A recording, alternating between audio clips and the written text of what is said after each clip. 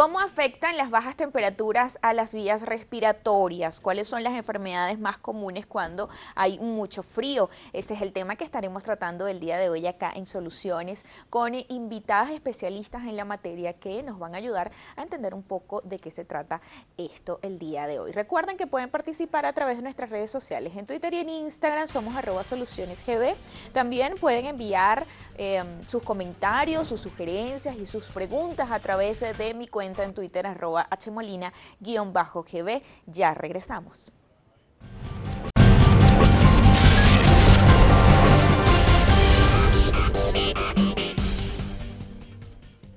¿Cómo afecta las bajas temperaturas a las vías respiratorias? Es el tema que estaremos tratando el día de hoy acá en Soluciones. Recuerden utilizar la etiqueta numeral Soluciones Respiratorias.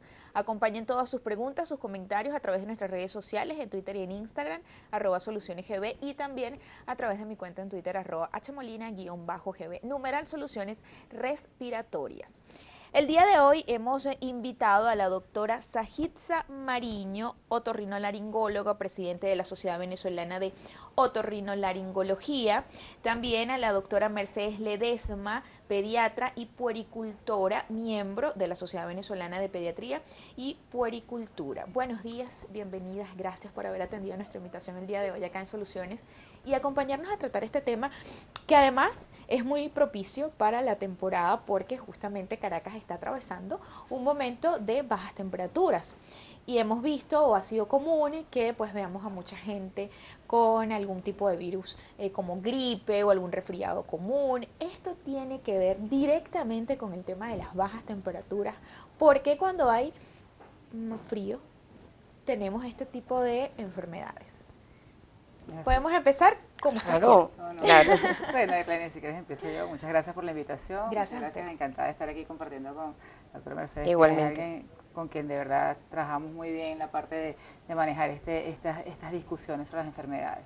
Realmente sí, cuando baja la temperatura hay una respuesta de todo lo que es la mucosa respiratoria, desde la nariz hasta el pulmón, y aumenta la producción de moco.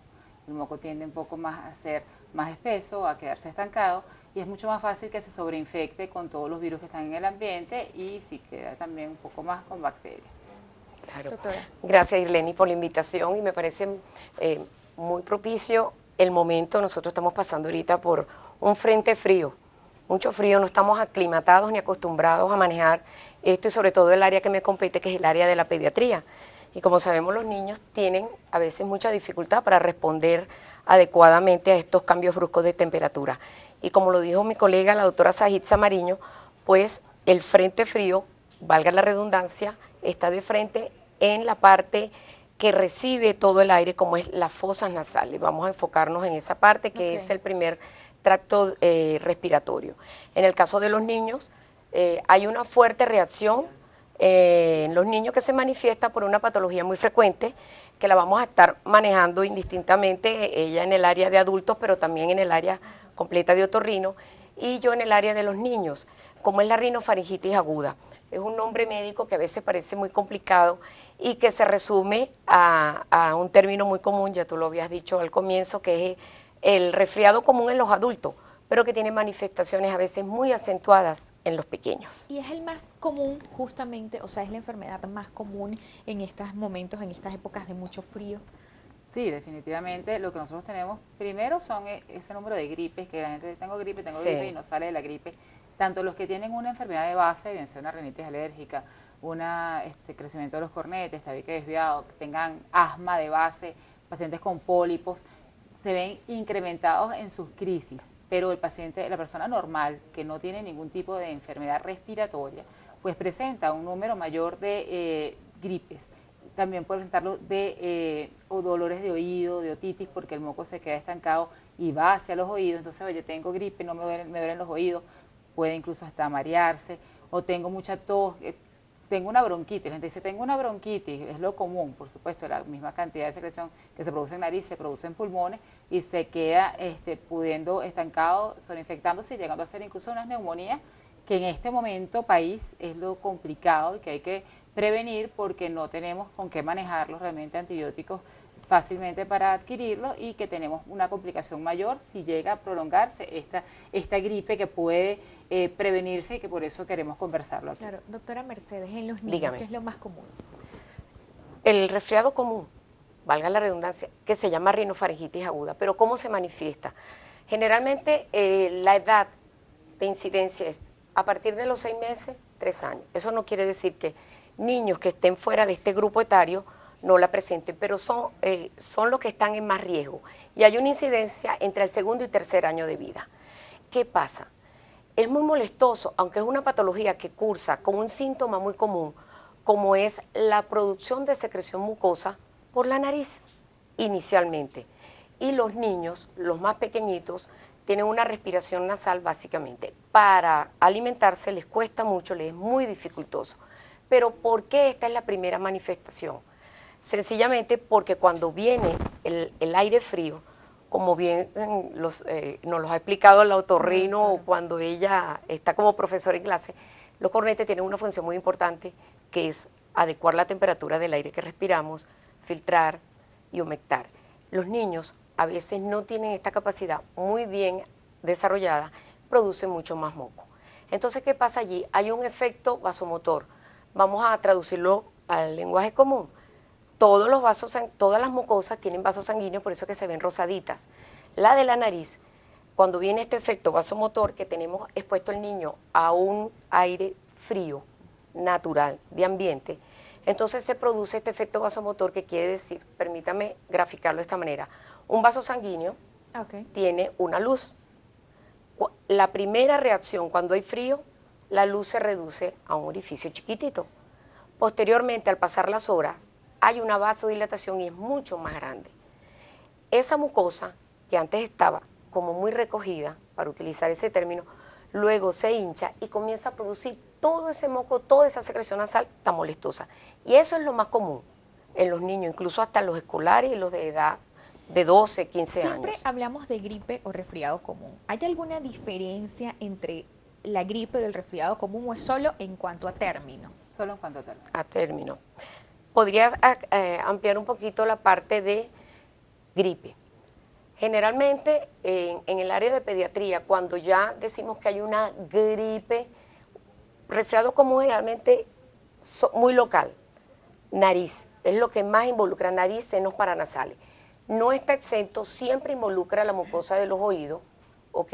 Y la rinofaringe, que es esta parte que ahora la vamos a ver, un esquema espectacular que tiene la doctora. Entonces, gripe, generalmente hay síntomas asociados que la acompañan desde el comienzo, como es la fiebre. Lo que pasa es que siempre generalizamos y nos entendemos mejor uniendo los términos. Y te hago esta aclaratoria porque al final cuando hablemos un poco de la prevención, se va a justificar el por qué decimos gripe y a veces resfriado común. Doctora. Sí, realmente de la terminología, pero el común denominador, ¿qué entiende? Gripe asocias malestar general, fiebre, que te quieras acostar porque tienes lo que nosotros llamamos un toque del estado general, que en este momento también tenemos que recordar dónde nos conseguimos y que en nuestro país siguen estando presentes lo que es el dengue, la chikungunya, todo esto, entonces que también pueden empezar con un poco de moco, aumento de moco más el toque del estado general, con el malestar. Entonces la gente no solo tiene que estar pendiente de que el frente frío va a dar aumento de moco, sino que si ya tiene otras manifestaciones, recuerde que no han terminado de presentarse en nuestro país todo lo que son estos tipos de virus que dan un toque en articulaciones y todo lo demás, que ya sí tiene que, cuando eso pase, prenderse las alarmas y acudir inmediatamente a su médico para este tipo de virus. ¿Qué factores influyen para que pues se desarrollen este tipo de virus en momentos de épocas de frío? O sea, ¿qué es lo que hace en nuestro organismo que pues se desarrollen estas enfermedades? Creo que es el momento de utilizar, si podemos conectar aquí. Claro que sí, vamos a conectarla ya. Es muy didáctica. Para que nos pueda hacer la explicación. El modelo es muy didáctico. De cómo nos vemos afectados nuestras vías respiratorias cuando hay mucho frío. Y que además, según el INAMED, se va a mantener como hasta principios del mes de marzo. Pasaremos carnaval con frío. Pero el efecto vasomotor es muy importante, la doctora Sajitza lo va a explicar. El efecto vasomotor. Aquí la tenemos en pantalla. Sí, para que se entienda un poco más Esto sería un corte de lo que es nuestra cara. Esta es la parte de la estructura de la nariz. Estamos viendo que de toda la parte de la nariz. Okay. Nosotros tenemos, vamos a montar aquí primero, lo que sería el paso de la nariz desde lo que es los cornetes hasta el paso por los cornetes grandes, aquí que pueden estar aumentando de tamaño. Esto sería el orificio que comunica con el oído, que es la trompa de Eustaquio, y cuando nosotros hacemos el paso de aire, pasa completamente, en el caso de los niños, están aquí aumentada el espacio de la rinofaringe, están las adenoides que también producen moco, hasta que llegue a los pulmones. Entonces, si nosotros tenemos un paso de aire que está afectado porque aumenta la parte de los vasos sanguíneos y en los cornetes se produce mayor cantidad de moco, en el tejido que es como las amígdalas, que está en esta parte que son las adenoides, que también está en el orificio que van al oído, que es el de la trompa de Eustaquio, también aumenta la producción de moco. Aunque aumenta moco, tenemos que al final de todo este trayecto tenemos una producción de moco aumentada en cornetes, donde empieza la trompa de Eustaquio, donde están las adenoides, y que también pudiera aumentarse un poco la producción de las amígdalas, y que todo este trayecto tiene mucho más sangre que llega a ese espacio, hace que produzca más moco y que ese moco termine en los pulmones. Entonces, por supuesto, desde el principio de la nariz hasta el final, nosotros tenemos una producción de moco en un adulto promedio, 1 litro, 1,5 litros de moco. En un niño puede ser hasta 1 litro, hasta 1 litro, de medio litro a 1 litro. Podemos tener en este momento hasta 3 litros de moco que se están acumulando. Al no movilizarlo, se sobreinfecta. Eso es lo que nos pasa normalmente. Ahora bien, si esto en Venezuela es común, el tema de este tipo de virus, en épocas de frío, o es muy común en el país que los venezolanos pues tengan un resfriado común, algún tipo de amigdalitis, algún tipo de infección respiratoria por el ambiente, ¿qué pasa? Bueno, fíjate, cuando utilizamos la palabra común podría prestarse a pensar que siempre haya frío o haya calor, va a suceder. Eso, recuerda que los virus están relacionados también con la parte climática. Y en el frío hay virus que se exacerban y son los que producen esta sintomatología de la rinofaringitis aguda en niños o resfriado común en el adulto. Y en las épocas de calor también hay otros virus que se exacerban, y sobre todo en pacientes que tienen una base muy importante como son los alérgicos. Los alérgicos realmente llevan las de perder a veces, tanto en el frío como en el calor, porque se exacerban las reacciones alérgicas, por ejemplo en el frío con los estados de floración, como tenemos la floración del ávila con el capimelao. Y también en la época de calor, cuando comienzan a deshojar los árboles, también entonces se reactiva todo ese polen y el polvo ambiental, polvo callejero, polvo casero. Entonces, siempre hay en cada estación gérmenes, ya sean virales o bacterianos, que pueden responder. Todo depende de cómo está el paciente. Si el paciente está bien alimentado, tiene hábitos saludables. No, sí, y también depende de, como esto también se da a nivel nacional, de la ciudad en que esté. Nosotros, por ejemplo, tenemos aquí en Caracas el Ávila con el capimelao. Claro. Pero también tenemos, yo voy mucho a nuestra realidad actual, pues tenemos un aumento en lo que es la contaminación propia de nuestra ciudad, pero también hay ciudades industriales que están más afectadas. Por ejemplo, Maracay, Puerto Ordaz, son ciudades que están mucho más afectadas porque son netamente ciudades industriales. Y Valencia, que tenemos de por sí su aire está más enrarecido, y por eso es que estamos presentando calima propia ya de estas ciudades, cosa que antes en otras épocas pues nunca íbamos a presentar. Son partículas sólidas que ya están en el ambiente y que una vez que se instauran difícilmente se van. Claro. Y en Caracas tenemos ocasiones, gracias a Dios que ya no se nos quedó fija la calima, pero en ocasiones pues la volvemos a presentar. Entonces tenemos lo que es el estado del paciente como tal, el aire dependiendo del clima y la zona donde esté, ¿ok? Y aumentando la persistencia o la presencia de este tipo de virus con este frente frío, pues bueno, tenemos una complicación respiratoria que años anteriores no la presentábamos en estas épocas del año. Y en la próxima parte vamos a hablar justamente cómo este clima frío afecta o quiénes son los más vulnerables a pues padecer este tipo de enfermedades respiratorias o algún tipo de enfermedades respiratorias. Ya regresamos con mucho más acá en Soluciones. Ya volvemos.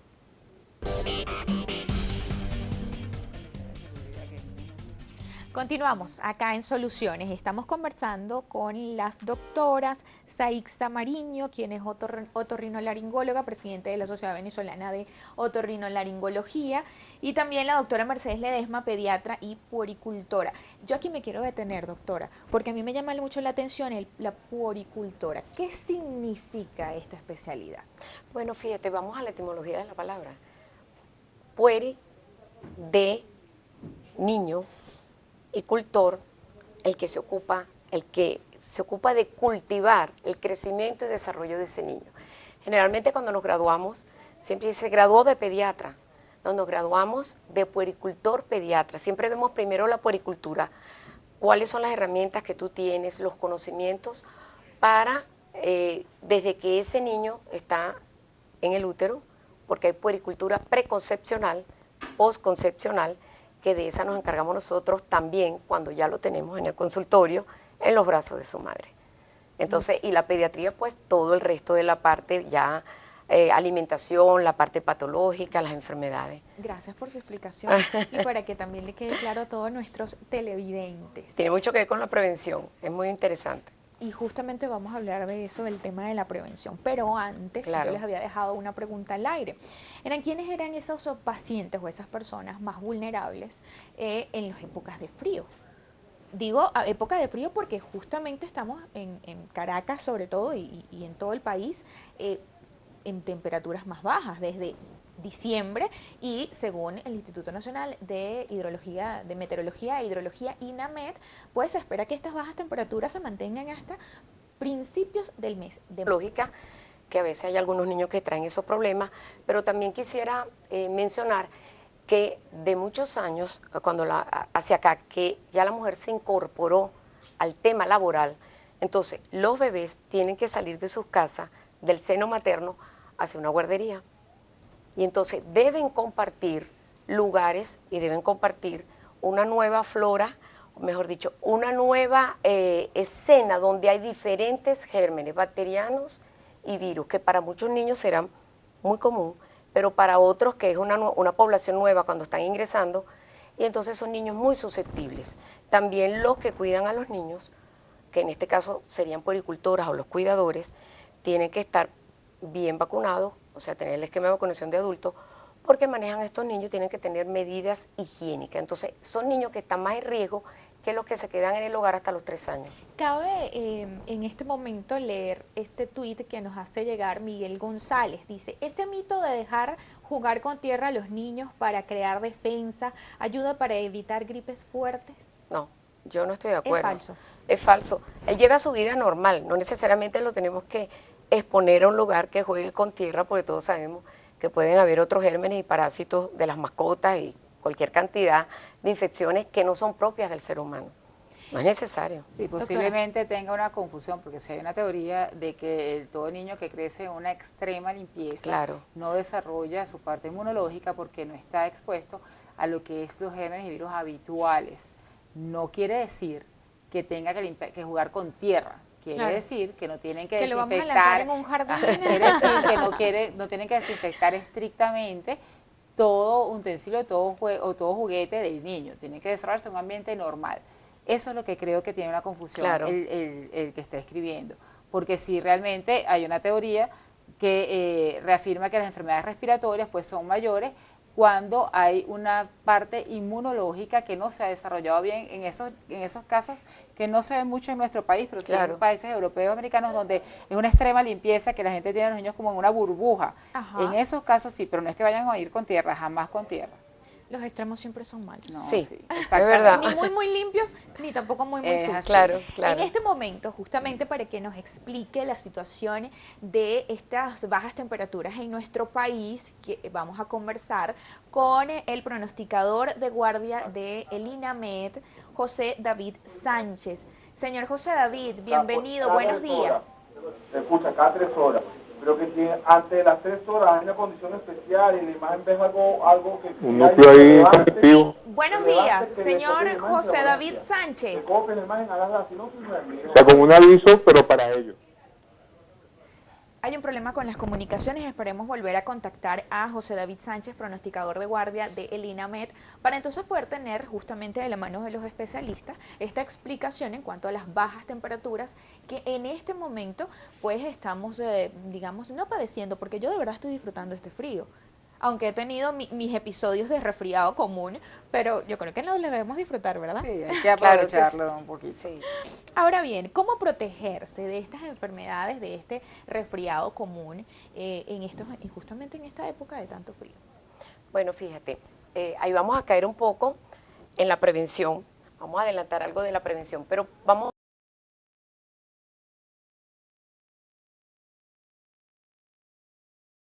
pequeñitos, cuando ya a partir de los 6 meses se pueden ver expuestos, que son los que tienen una mayor incidencia, porque ya los comienzan a sacar, a entrar en contacto, como te expliqué, que pueden ir incluso a un hogar de cuidado, a una guardería.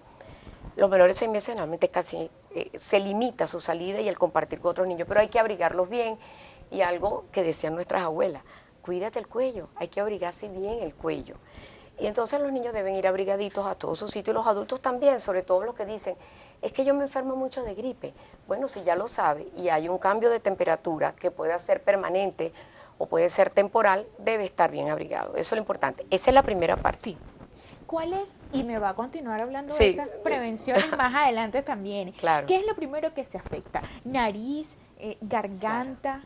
No, nariz. ¿Cómo va? En el caso, por ejemplo, hablando un poco más, ya no tanto de los niños, sino de los adultos, en el caso de los corredores que salen a correr, que ahorita que está muy frío en la mañana, los trotadores, los que entrenan ahorita para todos estos maratones, colocarse un pañuelo encima de la nariz y boca para que el aire que respiren sea caliente, porque lo primero que se afecta es la nariz. La nariz tiene una función, 4 funciones básicas, que son calentar el aire, limpiarlo con los pelitos que tiene la nariz, humedecerlo con el moco que produce y hacerle un movimiento particular que hace que llegue más rápido a los pulmones a través de los cornetes que también se llaman turbinas. Al nosotros estar respirando con la nariz este aire que es con una temperatura mucho más fría de lo normal y más seca, nosotros no permitimos que nuestra mucosa de la nariz humecte ese aire como debe ser, ni lo logre calentar tanto para que llegue a los pulmones como es. Entonces puede hacer lo que llamamos un broncoespasmo, que es que le duele el pecho, la crisis como asmática. Entonces, algo muy básico para los que entrenan en las mañanas, por ejemplo, colocarse un pañuelito, el mismo aire que respiren, que ellos mismos lo calienten, y ya eso disminuye un porcentaje importante la afección pulmonar, aumenta su rendimiento durante el ejercicio y previene pues este tipo de infecciones. Del resto, pues en cuanto a adultos, es algo muy importante que yo recomiendo mucho, lavados nasales que estábamos nosotros conversando antes, es algo básico para quitar todo lo que sean, todos los virus que están en el ambiente y eliminar lo que es el estancamiento del moco, que no se quede estancado para que no sea un caldo de cultivo para todas estas Pero bacterias. esos lavados nasales en el momento que tenemos la gripe o el resfriado común, o lo recomienda pues de prevención, el regularmente? lavado nasal regularmente es como una higiene que se debería hacer. Lo ideal serían los lavados que vienen preparados de una vez en spray, cualquier agua de mar o cualquier lavado de eso que aparece, que sencillamente se coloquen aunque sea de noche para que se quite todas las partículas sucias del ambiente, se quiten todos los virus que están en el ambiente, en estas ciudades pues más contaminadas unas que otras, pues, que se quite, o cuando hay más polen, que se quite eso y que la producción de moco, que si hay mayor cantidad de moco que se quede estancado, que se coloque por la nariz y se bote por la boca, que se limpie todo lo que es el tracto que nosotros habíamos hablado de la nariz hacia toda la parte de la faringe posterior, y que no tengamos como tener ahí ni moco estancado ni alguna partícula que nos vaya a dar infección. Y cuando ya esté la gripe, pues bueno, de tratamiento, sirve de tratamiento. Vamos a hacer un corte, ya regresamos en la próxima parte, vamos a conversar sobre las complicaciones cuando pues se tienen estos resfriados comunes y esas complicaciones justamente cuando estamos con bajas temperaturas. Ya regresamos con mucho más. Continuamos acá en Soluciones. ¿Cómo se ven afectadas nuestras vías respiratorias cuando nos encontramos en un clima frío, en bajas temperaturas? Justamente desde diciembre los venezolanos estamos pasando frío. ¿Cómo hace, por ejemplo, estas personas o estos pacientes que tienen enfermedades respiratorias crónicas? ¿Cómo se ven afectados en estas épocas de tanto frío? Por ¿Qué deben supuesto, hacer? se reagudizan o las crisis son más importantes. ¿Qué deben hacer? En nuestra realidad es difícil porque no contamos ahorita con los medicamentos como tal. Entonces, ¿qué es lo que se aconseja? Básicamente, esto del lavado nasal, mantener la temperatura que puedan mantener dentro de sus casas lo más estable posible. Si duermen, es algo bien importante, con un ventilador, limpiar ese ventilador con un pañito con agua antes de prenderlo en las noches, porque ya que baja la temperatura y tienen ese polvo, es algo que afecta mucho más, tanto a los que tienen una enfermedad de base como a los que no la tienen. Los filtros de aire acondicionado, pues limpiarlos una vez a la semana, ahorita se recomienda mucho más que una vez al mes. En caso de que ya tengan que la parte pulmonar afectada, que es lo que más rápido se afecta, yo recomiendo mucho algo casero, pues en el baño encender el agua caliente, esperar que salga vapor y respirar ese vapor por lo menos 5 o 10 minutos. Eso es una de las cosas que ayuda más. Y que tenga un tratamiento, acudir a su especialista, acudir a su otorrino, su pediatra en cuanto a los niños, y tratar de utilizarlo. En caso de los antihistamínicos, los antialérgicos, los que tengan, y no existen ahorita lo que se llama esteroides, antiinflamatorios, muchas cosas en el mercado. Posteriormente, en el corte que hablemos de tratamiento, podemos dar una de las cosas que estamos haciendo, pero es algo básico y algo que no hemos nombrado en la prevención. Sí. Recordar que tenemos que tener el esquema básico de vacunas. vacunación. ¿Te acuerdas? Estamos en el otro Claro. segmento conversando sobre lo del esquema de vacuna. El esquema de vacuna es algo que todos debemos tener, no solamente los niños. No, ya tú estás grande, ¿por qué te vas a vacunar?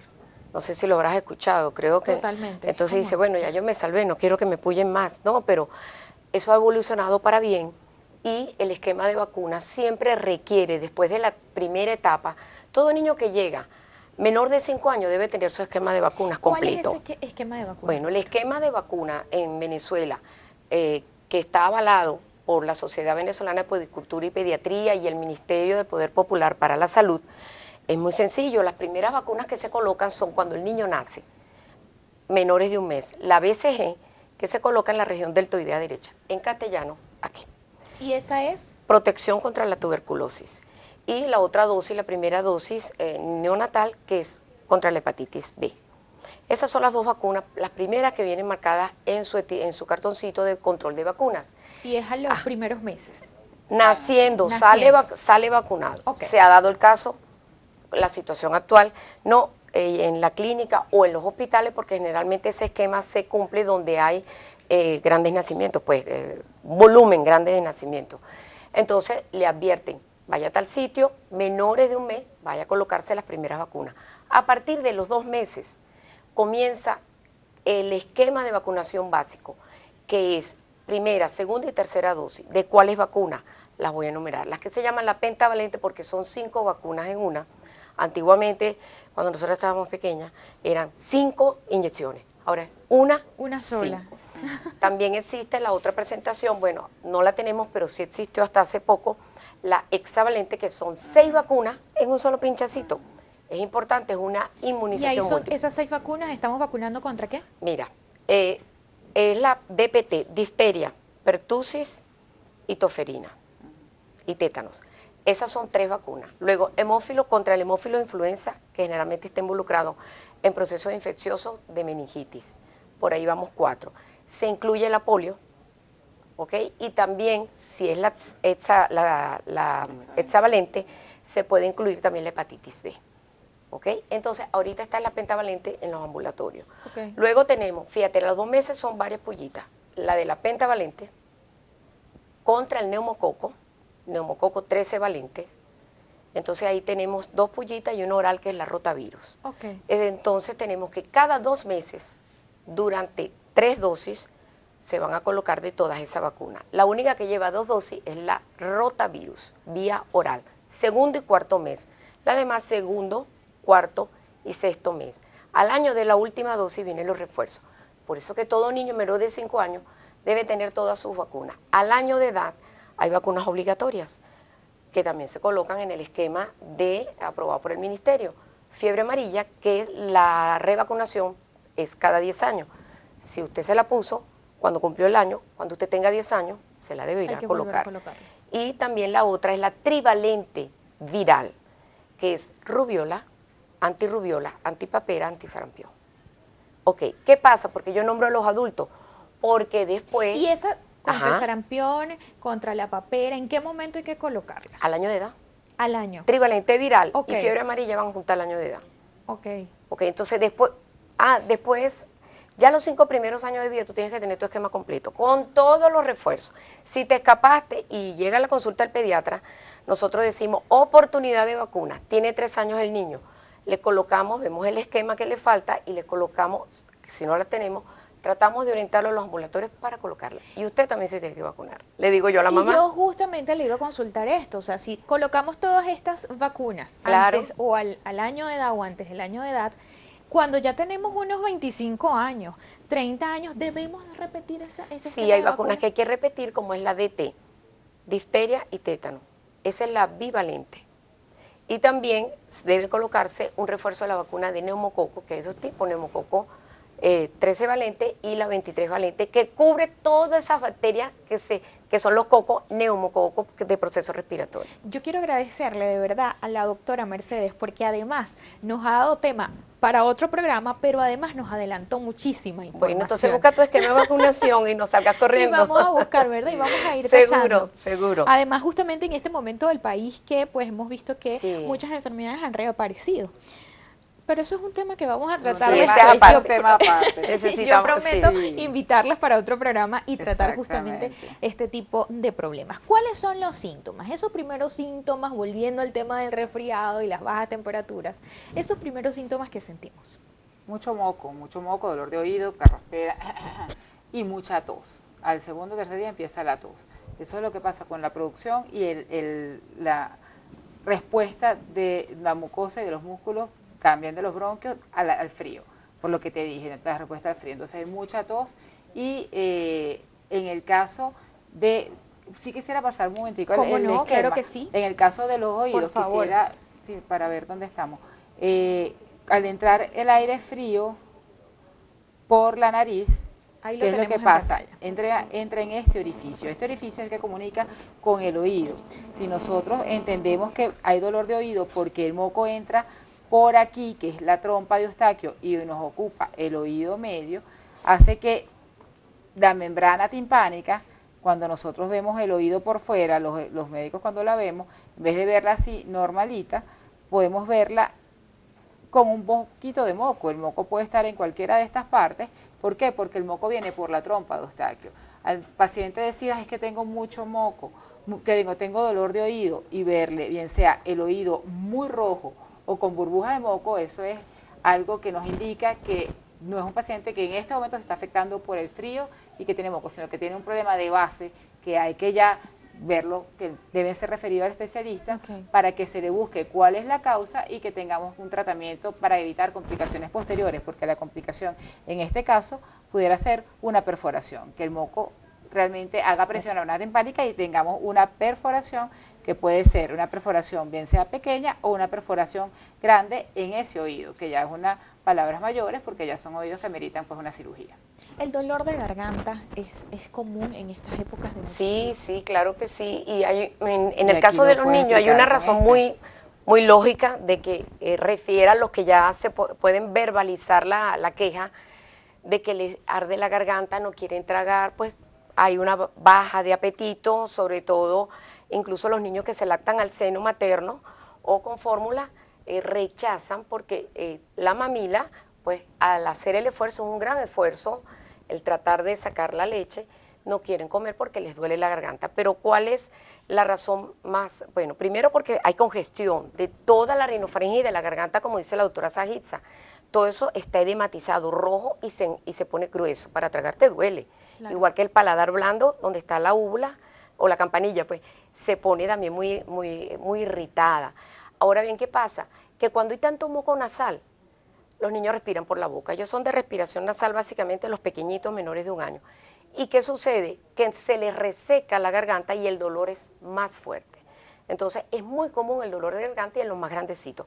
También en los más chiquitos el dolor de oído es inevitable. Saitza, si me puedes colocar lo del el conducto auditivo, que nosotros en el caso de los niños, generalmente como también está inflamada la mucosa, todo tipo de mucosa.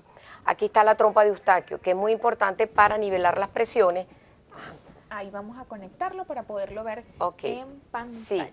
La trompa de Eustaquio es importante porque ella, así como se drena el moco, pues nivela las presiones. Aquí fue marcado con este trazo amarillo. Y esto que está aquí es la membrana timpánica, que cuando nosotros introducimos el otoscopio, vemos esto azulito, es la membrana timpánica. Detrás de la membrana timpánica está el oído medio. ¿Qué pasa con los niños? Que esta trompa de Eustaquio está recta, no está inclinada como en los adultos. Y entonces es mucho más fácil que pase el moco que está en la rinofaringe, por eso es que hay que hacer muy bien, limpiar la naricita con las soluciones salinas o los lavados nasales y no darle el tetero acostado ni alimentarlo acostado. La trompa de Eustaquio está recta y acumula moco y secreción y leche. Tratamiento. En este momento de situación país es complicado el tema de los tratamientos, pero ¿cómo se está haciendo? ¿Qué es lo más común en este momento? El tratamiento, definitivamente hay que drenar esas secreciones, es lo primero. Drenar con los lavados que hemos repetido es lo básico que hay que hacer. En el momento en que ya tenemos una complicación, pacientes que ya tienen su problema de base, riníticos, con obstrucciones nasales previas, pacientes con otitis medias previas que ya tienen de nuevo un peligro de una perforación de tímpano, se le está tratando de conseguir pues sus antialérgicos para que se coloquen. Es algo básico utilizar antialérgicos inhalados, esteroideos, que no se consiguen en el país, pues bueno, hay que ver. Y por lo menos hay otorrinos que ofrecemos tratamientos locales, tratamientos que se pueden hacer en consultorio. En el caso mío yo ofrezco tratamiento en consultorio con láser de ojo para inflamación de la mucosa. Realmente es un procedimiento que yo venía haciendo desde hace 5 años para tratar solamente el tamaño de los cornetes grandes, obstrucciones como tal, pero que en la actualidad, con esta falla de medicamentos, he cambiado un poco la frecuencia, hemos ido tratando y tenemos más de 5 meses haciendo tratamiento a las personas que llegan con algo agudo, que evitamos que lleguen a hospitalizaciones, o realmente como no tenemos que colocarla en las hospitalizaciones, pues estamos tratando la inflamación de la mucosa con el láser directamente, y tanto en la parte de los cornetes como en la parte de la trompa de Eustaquio o en todo el resto de la mucosa, tanto nasal como de orofaringe, y estamos teniendo resultados bien importantes. ¿En los niños? En el caso de los niños, los lavados nasales son importantes, dirán, nuestro público dirá, pero bueno, los lavados nasales, bueno, lo tiene que cargar en la cartera, la mamá, además del celular que cargue para hacer los lavados nasales a su nené. Además del tetero. Además del tetero o lactancia materna se lo carga puesto. Claro. Entonces, ¿qué es importante? Los lavados nasales, los niños son resistentes cuando son muy grandes, no los puedes dominar, pero hay que hacerlo muy suave. Lo otro importante es, como dice la doctora Sajitza, nosotros tratamos de trabajar con lo que llamamos antialérgicos o antihistamínicos, aunque el paciente no tenga una base alérgica, porque eso disminuye la inflamación de la mucosa.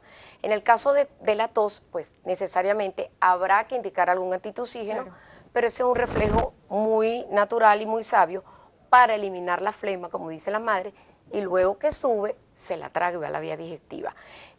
Y también para bajar la fiebre, los hipotérmicos o antipiréticos, como se conocen, cada 4 o 6 horas. Deben consultar con su pediatra y no automedicarlo y estar haciendo cualquier té o guarapito colocándoselo en la nariz. No puede ser. Tampoco gotas en el oído. Debe ser visualizado el oído. Algo muy importante, evitar todo lo que son cualquier tipo de hoja que se hierva para que se hagan inhalaciones, todo eso es irritante, Vivaporú, cualquier cosa de mentolados, maravilloso, todo eso es irritante de la mucosa y puede terminar, aunque el paciente no sea asmático, en una crisis de broncoespasmo y terminar hospitalizado. Ay, caramba. No deben estar hirviendo agua de cualquier cosa para colocarla en la nariz, que eso te va a ayudar, todo eso contamina y termina en una infección que pudo no haber tenido. Y recuerdo mucho nuestra situación actual, no contábamos con antibióticos. Vamos a hacer un corte, ya regresamos con mucho más. En la próxima parte vamos a revisar todos los mensajes que nos han llegado a través de nuestra cuenta en Twitter, @solucionesgb. Recuerden que aquí en Globovisión nos vemos todos, ya regresamos.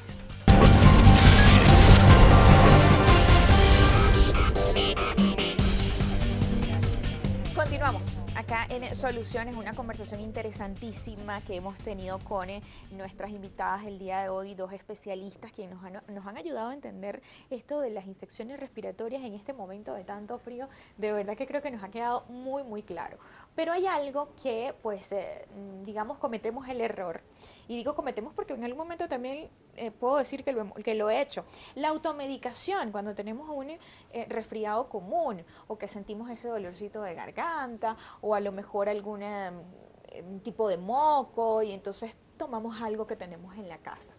¿Cuáles son esos principales errores? Ya nos decía de ese tipo de a lo mejor té que la gente huele o algún tipo de mentor para poder sentir que está respirando mejor. ¿Qué otras cosas son esos errores que cometemos al automedicarnos? Hay algo muy frecuente que yo en la consulta diariamente me lo dicen, que es la automedicación con antibióticos. Recordemos que la mayoría de estos procesos, el 80%, son de carácter viral y tienen una corta duración de 4 a 10 días como muy largo. Y con los tratamientos sintomáticos que es, como dijo la doctora, soluciones nasales, lavados nasales, el antitérmico, hipotérmico para bajar la fiebre, que puede ser 72 horas, la fiebre generalmente no pasa de 72 horas, y si hay malestar general, pues también se pueden tomar estos mismos antitérmicos o hipotérmicos que mejoran las condiciones del paciente. Esas son las en el caso mío. Sí, y es muy grave lo de los antibióticos porque yo recalco que nosotros no contamos ahorita con antibióticos. El que lo tiene que tomar es para algo puntual, que él realmente lo necesite y dejarlo para un extremo. ¿Por qué? Porque nosotros estamos en una falla de medicamentos y si tenemos en la casa guardado y no, mire, yo soy de la vecina que tiene una gripecita. No, no está ayudando, lo está haciendo un germen resistente, que cuando necesita un antibiótico de verdad, de envergadura, pues no lo va a tener y esa va a ser una complicación para ese paciente. Vamos a revisar parte de lo que han sido los mensajes que nos han llegado a través de nuestra cuenta en Twitter, @solucionesgb. Recuerden que también pueden utilizar mi cuenta en Twitter, @hmolina_gb. Estamos utilizando la etiqueta numeral soluciones respiratorias.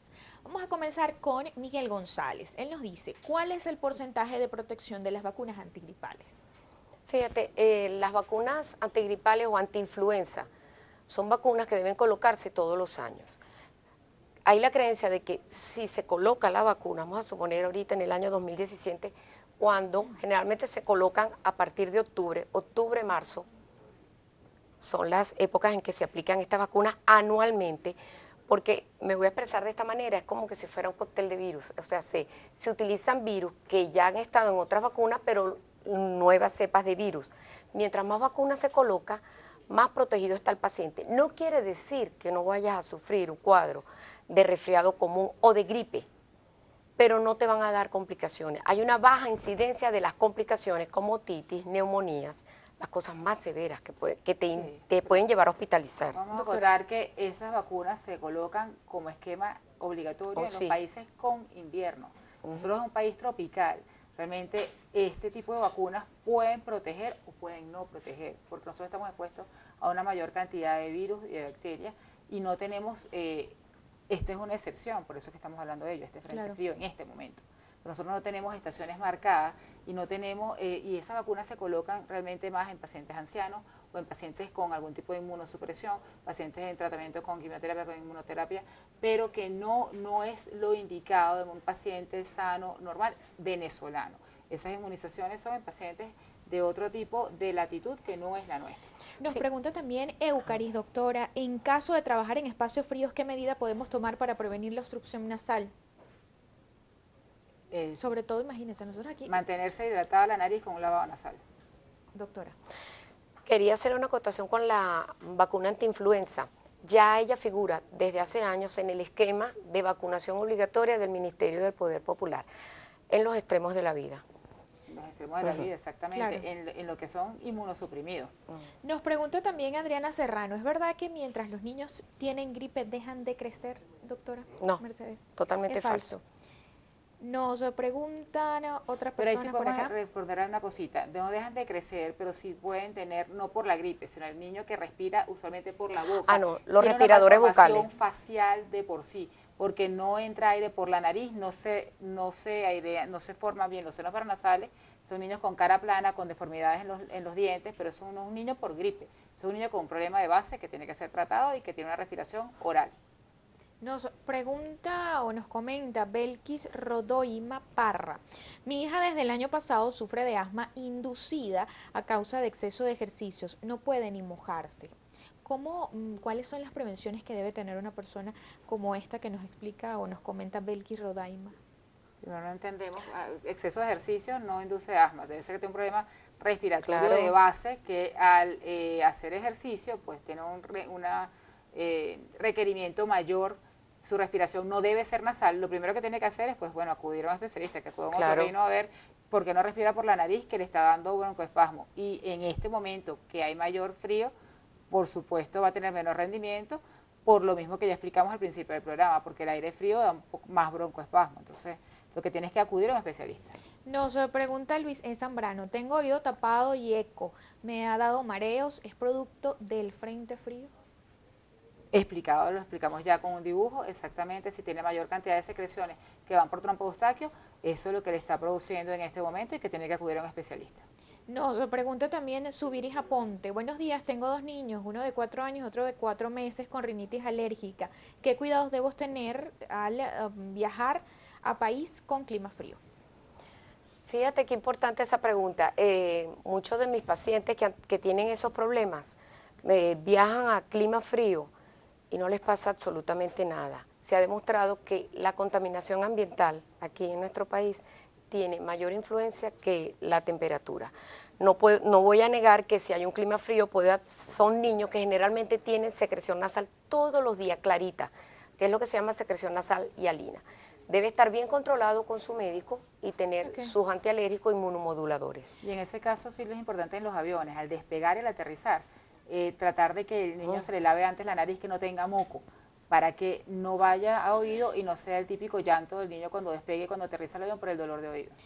Muchísimas gracias, doctora Saixa Mariño, otorrinolaringóloga, presidente de la Sociedad Venezolana de Otorrinolaringología, y también la doctora Mercedes Ledesma, pediatra y puericultora, miembro de la Sociedad Venezolana de Pediatría y Puericultura. Gracias por habernos acompañado el día de hoy acá en Soluciones y habernos ayudado a entender sobre este tema y qué cuidados debemos tener justamente en este momento, porque todavía nos queda frío en el país, por lo menos hasta principios del mes de marzo. Muchísimas gracias a todos ustedes por habernos acompañado el día de hoy acá en Soluciones. El día de mañana con otro tema interesantísimo. Que tengan un feliz lunes. Chao, chao.